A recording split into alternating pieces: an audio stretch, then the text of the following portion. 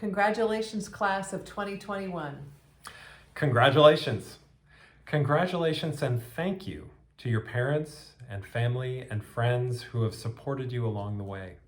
Cabotians, we pause and give heartfelt thanks for each and every person who has helped make your journey to and through Harvard possible.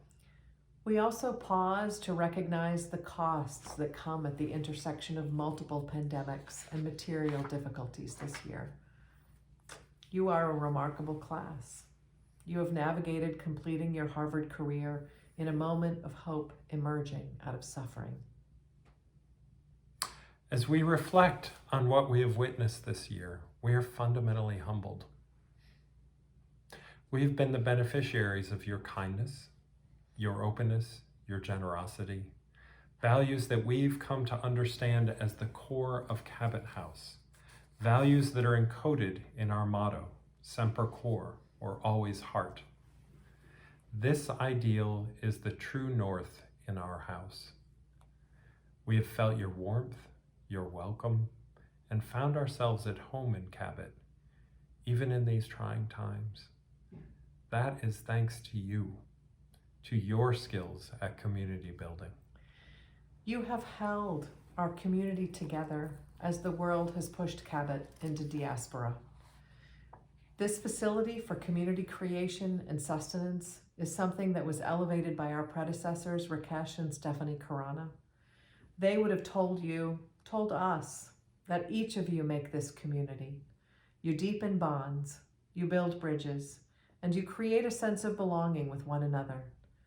Remember back to your first days at Cabot and realize that what it took was just many of you exploring interests, ideas, connections, perhaps out of your comfort zone and into what the Karanas might have called your courage zone.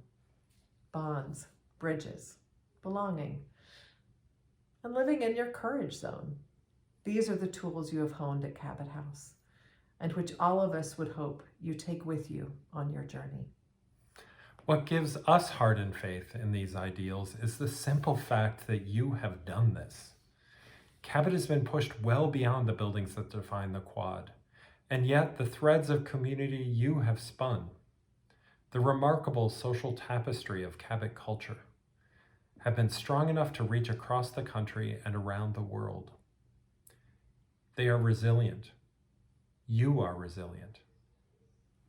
Each of you has modeled the radical kindness and radical inclusion that we have come to associate with Semper Cor.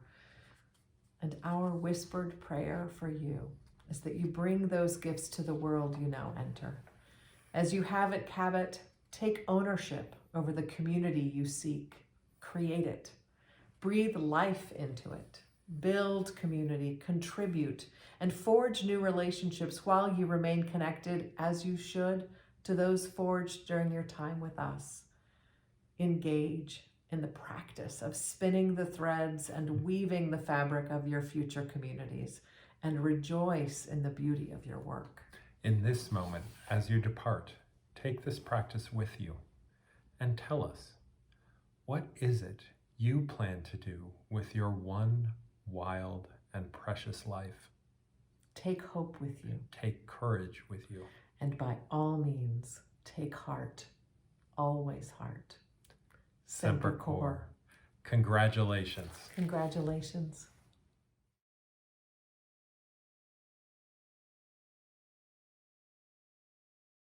To all the students, my fellow tutors, and the staff of Cabot House, it's an honor to speak to you all today. I'll try to keep this short and sweet. If you remember only one thing from this address today, it's that you should go home and Google Roth IRA. This is a special kind of retirement account, and thanks to the magic of compound interest, there's truly no better time than now than to start contributing to your retirement fund. But if you remember two things from this speech, it's that I'm asking you to dare to care. Make the affirmative choice to say yes to life. This is, in my opinion, an underrated thesis to how to organize your world, and it's something that Cabot has taught me. Everyone here may have especially felt this during the pandemic, but the sheer regularness of everyday life has a way of wearing down your ability to care. You can talk every day about life being a gift and stopping to smell the roses, but regular life does have a way of picking away at it.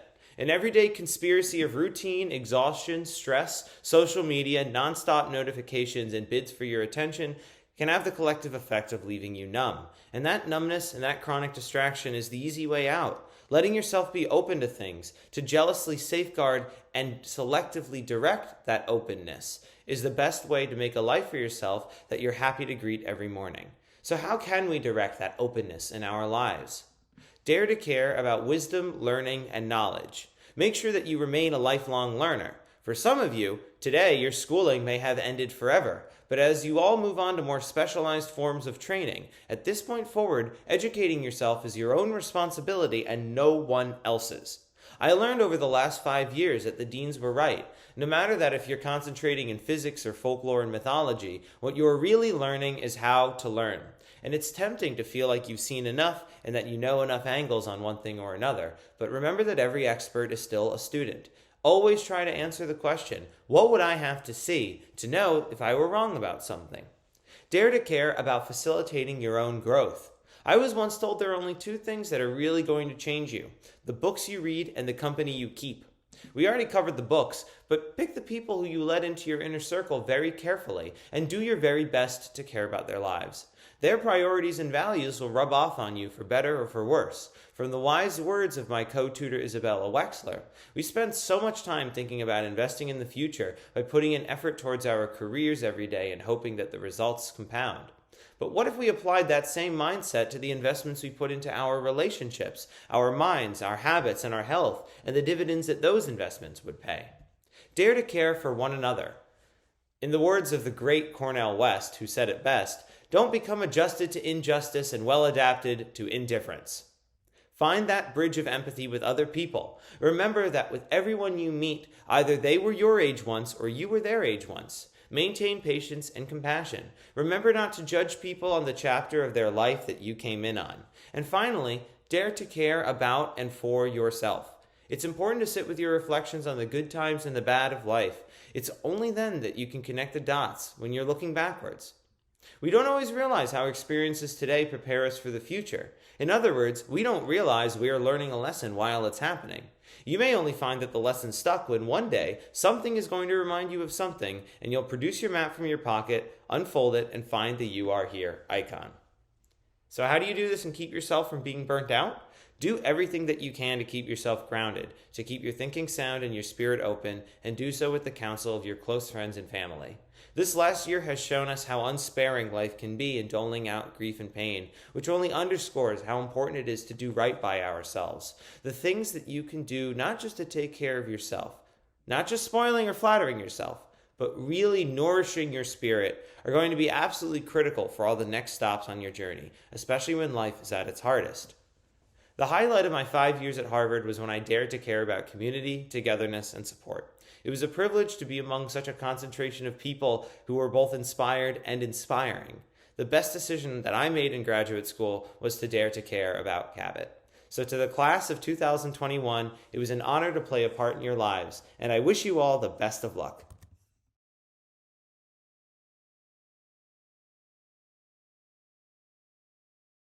Dearest Cabotians, faculty, staff, and families, We gather here today to celebrate the accomplishments of the Cabot class of 2021, and most importantly, to reflect on the 1.5 years we cherished together in Cabot House. feels almost like yesterday when we got randomly sorted into Cabot House on housing day. Armand and I can vividly remember sobbing as we were pelted in the face with beads and assorted fish-themed swag. We, like many others at Harvard, had unfortunately been the victims of the massive propaganda campaign unleashed upon the quad by the irrelevant residents of the river houses.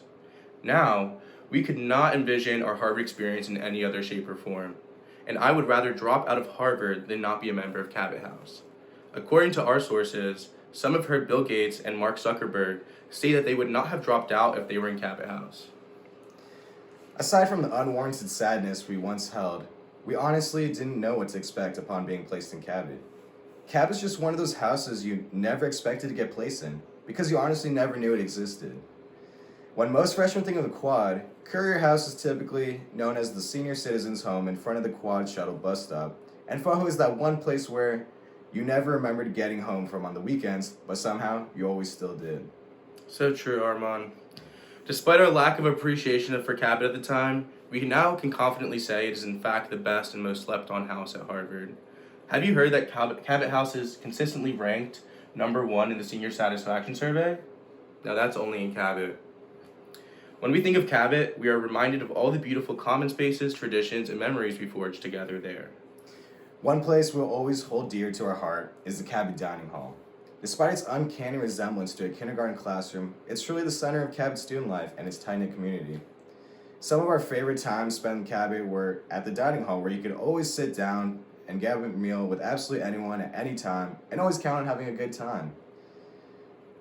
Another favorite memory was being social chairs on Hoko and hosting obnoxiously loud study breaks in the dining hall as people try to mind their business and study for exams. We'd also love to give a big shout out to the Cabot HUD's team, whose on-demand grilled cheeses offered a consistent alternative that nourished our spirits and helped us endure the hardest moments of the past years. However, the D Hall is just one of the many special common spaces in Cabot. You obviously can't miss H101, which looks like a literal transplant from an in-store IKEA display. By the way, IKEA is also offering a 10% discount to all recent grads who use the promo code CABOT21 upon checking out at their online store. Oh, and you also can't forget about the study spot under C entryway. For any underclassmen here, those fancy wheelie chairs are actually really useful if you're ever trying to replicate a Mario Kart race throughout Cabot's underground tunnels. Watch out for the rough turn heading to the D Hall though. Yeah, it's claimed many lives.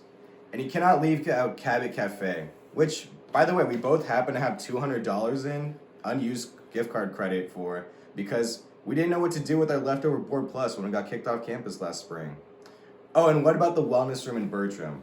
Overly stocked with tea, essential oils, and all the resources you need to not go absolute crazy on Harvard's campus. Except for the fact that it's conveniently locked at pretty much all the time.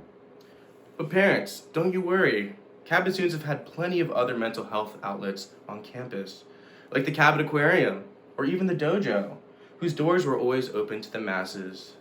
Contrary to popular belief, the Cabot Aquarium is not an actual aquarium, but is Harvard College's premier on-campus party space. I mean, unless you unfortunately count the occasional Red's Best Catch, which has made its way back from dinner and out into the sparkling linoleum floors mid-party. It happens a lot. Okay, enough of the jokes, Calvin.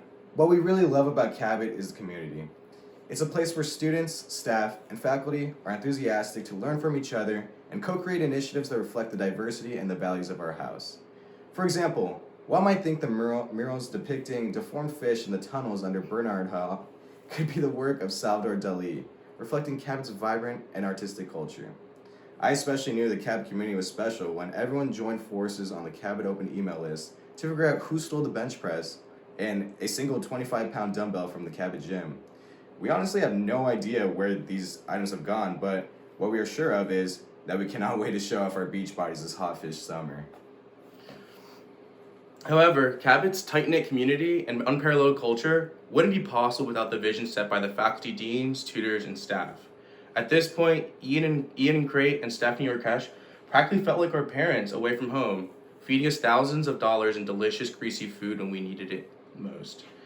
And you cannot forget our fantastic house administrator, Amanda Pepper, who many believe to be the unofficial queen of Cabot, for managing the Cabot Uber Eats account and always fostering a positive student experience. We could honestly go on for hours and rave about the many people and places that make Cabot so special. But in all seriousness, Cabot House has truly been a hallmark and defining aspect of our college experience, and we feel so grateful to have embarked on this journey in such a special place with such amazing people. We are confident that the values and lessons that Cabot has instilled on us will continue to serve us well for many years to come, and we cannot wait to see what our class will go on to accomplish. Congratulations, Cabot Class of 2021, and most importantly, Semper Core.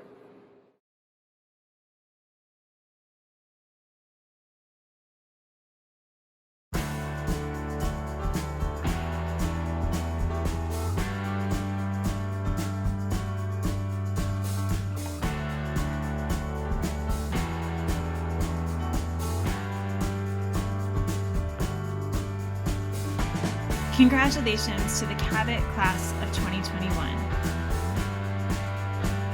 First, a tribute to our departing tutors. Kirby Erlinson, Eric Nibuwari, Eve O'Connor, Layla Siraj, Tori Tobalski,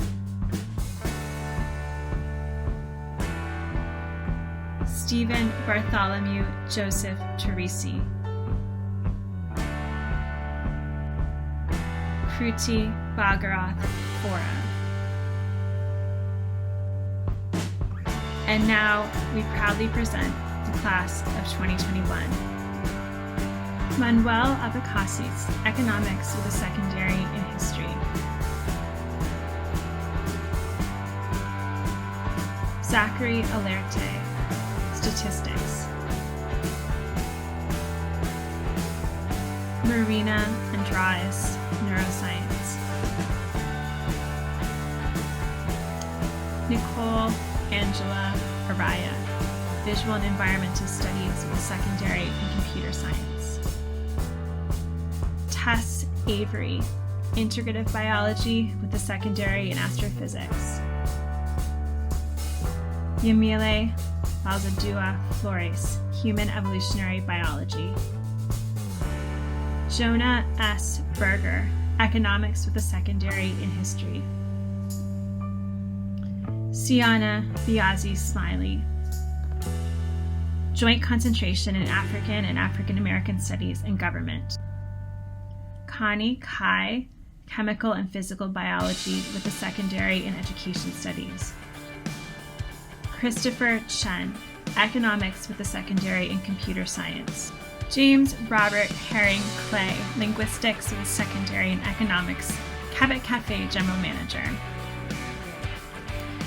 Abraham Dada, Neuroscience with a Secondary in Social Anthropology. Hannah L. Drew, History and Literature with a Secondary in Global Health and Health Policy and a Language Citation in Spanish. Calvin Duran, Social Studies. Philip Evans, Physics. Grant Brian Fairbairn, Psychology. Olivia Farrar, English. Karen S. Fernandez Bonilla, Molecular and Cellular Biology with a Secondary in Latino Studies. Kyle Fullen, Engineering Sciences with a Secondary in Computer Science. Kayla Getter, Social Studies with a Secondary in Spanish. Debelina Ghosh, Neuroscience with a Secondary in Educational Studies. Kate Gonzalez, Integrative Biology with a Secondary in Psychology. Simon Habib, Joint Concentration in Statistics and Mathematics with a Secondary in Molecular and Cellular Biology. Nathan Christopher Hill, Molecular and Cellular Biology with a Secondary in English. Alejandra Iglesias, Joint Concentration in History and Literature and Romance Languages and Literatures. Tawheed Islam, Government with a Secondary in Theater, Dance, and Media. Emma Nicole Jacobson, Molecular and Cellular Biology with a Secondary in Global Health and Health Policy. Michaela Jameson, Joint Concentration in Social Studies and African American Studies with a Secondary in Psychology. Zachary Janfaza, Government with a Secondary in Economics.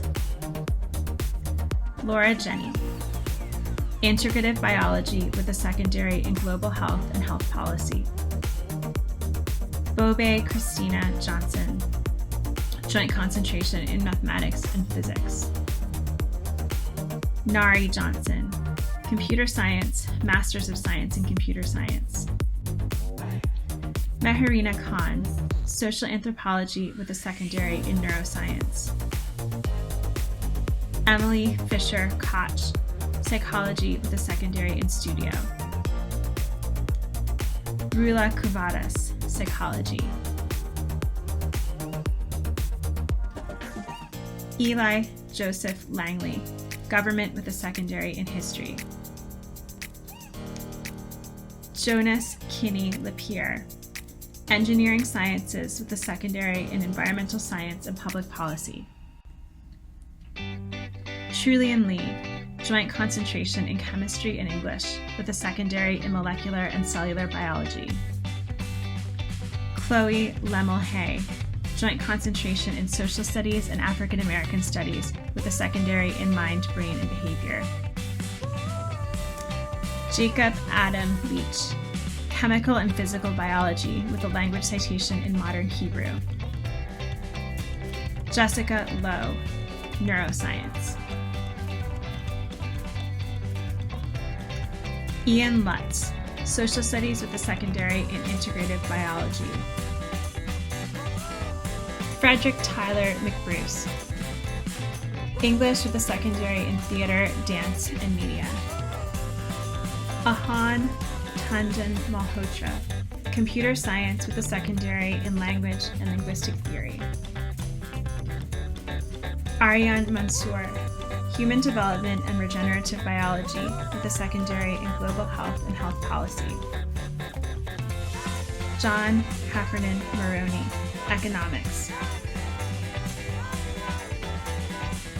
Jose Martinez, economics with a secondary in general philosophy. Amelia McLaughlin, history and science with a secondary in psychology. Philip Taylor Milana, economics with a secondary in East Asian studies. Alida Monaco, environmental science and public policy with a secondary in astrophysics. Peter Morrissey, sociology with a secondary in economics. Alejandra Nava Garcia, neurology with a secondary in Latino studies. Ella Rose Nicholas, applied mathematics. Kit Wenhong Long, computer science with a secondary in statistics. Kendrick Wen, statistics. Yuri Grace Bridges Ohashi, psychology with a secondary in classical civilizations. Lydia Pan, chemical and physical biology. Christine Morgan Parkent, human evolutionary biology with a secondary in psychology. Christopher Richard Potvin, statistics. Amanda Powers, social studies. Noah Ramos, psychology with a secondary in computer science. Paul Richard Ramsey, economics with a secondary in history. Emily Jennifer Rios, sociology with a secondary in Spanish. Ariana Edna Romero, integrative biology with a secondary in psychology. Emily Alejandra Romero Gonzalez, joint concentration in history and literature and studies of women, gender, and sexuality. Avril Saavedra, comparative literature. Samantha Seraphin, English. Arman Sengupta, computer science. Daniel E. Sherman, biomedical engineering with a secondary in environmental science and public policy. Saher Siddiqui, chemical and physical biology with a secondary in global health and health policy. Joseph Soya, applied mathematics with a secondary in language and linguistic theory. Kyle Christopher Sutton, computer science. David Santo, chemical and physical biology. 2-ton chemistry.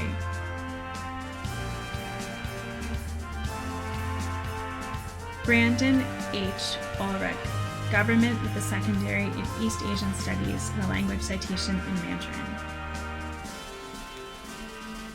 Ivan A. Vasquez, economics. Yosenimari Velasquez Carrasquillo, joint concentration in history and literature and romance, languages, and literature. Henry Alberto Villarreal, psychology with a secondary in Latino studies. Erin Talia Wong, history of science with a secondary in economics. Elizabeth Lizzie Yang, economics with a secondary in computer science. Katrina Marie Zaniewski, food and sustainability. Nathan Humphrey Chow, computer science. Stephanie Chow, molecular and cellular biology with a secondary in global health and health policy. Congratulations, class of 2021, Semper Corps.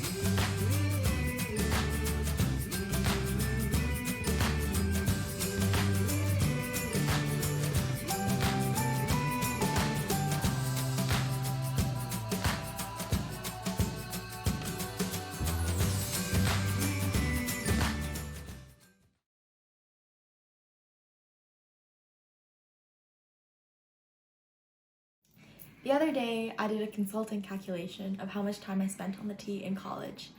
Here's the breakdown. 30 minutes a day times 2 for an hour a day, 3 times a week, 20 weeks, 3 years, and that works out to about 180 hours, or just over a week in my college life spent on the T. A whole week, the equivalent of my senior week spent on the T. Most people hate the subway, or at least they don't care about it at all.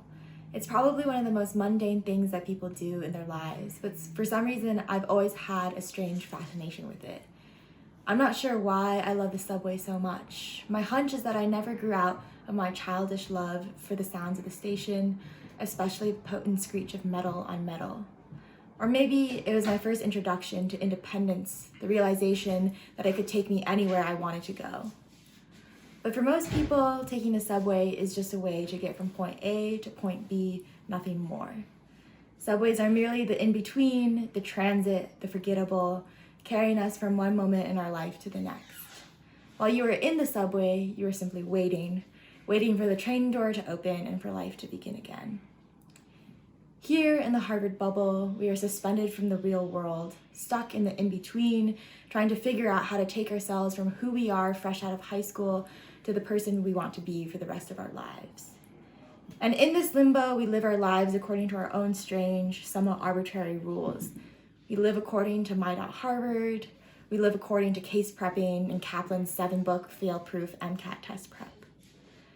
When I began the medical school application process this year, I was forced to come to terms with Harvard's transient nature.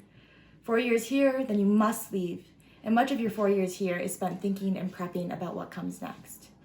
After all, Harvard is a stepping stone for your future, I was told repeatedly by parents and friends, just another experience to add to my LinkedIn page. Yet, I like to think that there is more to Harvard than just preparation, and similarly, more to subways than just waiting. At Harvard, we are suspended from the real world, but we form our own microcosm. We define ourselves by traditions we share only with each other, We live with our own language and customs, concentration, secondary, primal scream, Harvard time. Like random strangers boarding at a stop, we are driven together mostly by happenstance and forces beyond our control. By chance, we are here at Harvard together, far away from our families and all the other normal constructs of our lives outside. In this transit and in this limbo, there is nothing else we can do but share these moments with each other. We finally reached the stop for graduation, the doors will whoosh open, and I will no longer be able to get a medium iced coffee from the Dunkin' in the Harvard tea stop. In fact, when I leave, I'll no longer be able to call Subways the tea. And I probably made up this metaphor of Subways in Harvard to comfort myself because I'm terrified of entering the real world. But either way, thank you, Harvard, for the ride. And so, I'd like to leave you with some final words about journey, about transit, about making the most out of the most transitory and transformative 4 years of your life, from my favorite writer, Jhumpa Lahiri, from her book, Interpretive Maladies. She writes, "While the astronauts, heroes forever, spent mere hours on the moon, I have remained in this new world for nearly 30 years. I know that my achievement is quite ordinary. I am not the only man to seek his fortune far from home, and certainly I am not the first. Still, there are times I am bewildered by each mile I have traveled, each meal I have eaten, each person I have known, each room in which I have slept. As ordinary as it all appears, there are times when it is beyond my imagination. Thank you for the ride, Harvard, but thank you, Cabot, for making these 4 years beyond my own imagination."